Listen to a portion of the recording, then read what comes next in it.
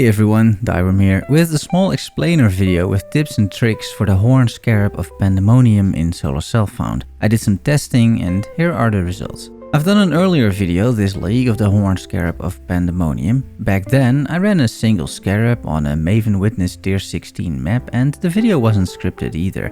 Someone in the comments, however, pointed out that there is a more favorable way to use these scarabs, and with the scarabs surviving the patch notes, I did another batch of testing, hence another video. This time I ran more than 20 of them, tried out a few things, and here's what I learned.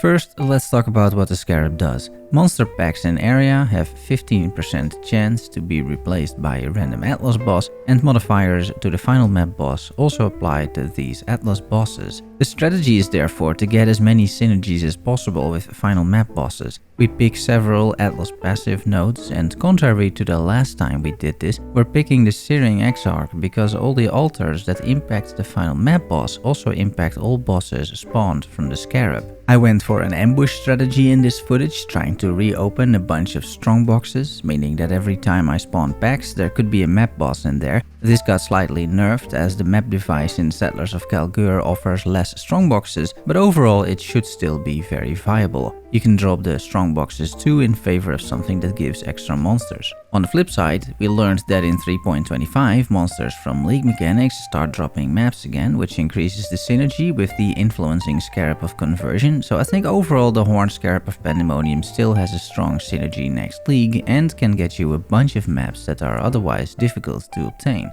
Plus of course we get a 6th map device slot.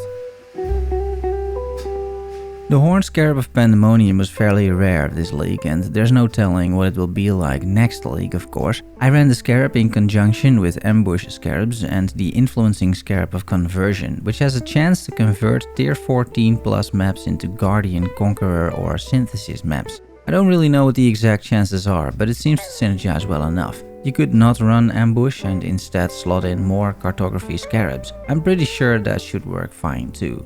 Let's talk synergies apart from the other scarabs. First, there's the Atlas tree, which has several nodes that synergize with final map bosses. We're taking as much map modifier nodes as possible because you want as much pack size as possible. I'm taking a bunch of scarab nodes as that works well with pack size. I'm not taking nodes that drop additional maps, but that wouldn't be a bad idea, of course, if you're willing to sacrifice scarabs, for example. I think it might be a good idea, in fact. The most important, however, are the Conqueror node, increasing drop chances of a Conqueror map, Remnants of the Past for Shaper and Elder Guardian maps, Vivid Memories for synthesized maps, Thorough Exploration for juiced up final bosses, and finally not Maven, but this time Searing Exarch with all the nodes to spawn as many altars as possible. Then, when choosing a map, make sure the map boss by default is available, meaning he's present in the map.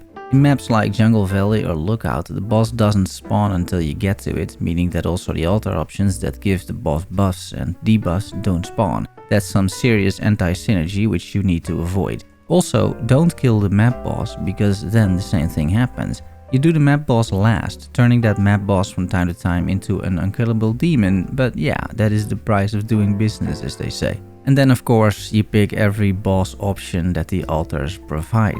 Except for when you get the option that maps are duplicated, which is of course a strong synergy. All this combined results in some fun and interesting maps with tons of drops, and it looks a little bit like this, as you can see in the footage. On average, in juiced tier 16 maps, per map I found 3 influenced maps, plenty of currency from the altars, and plenty of uniques too.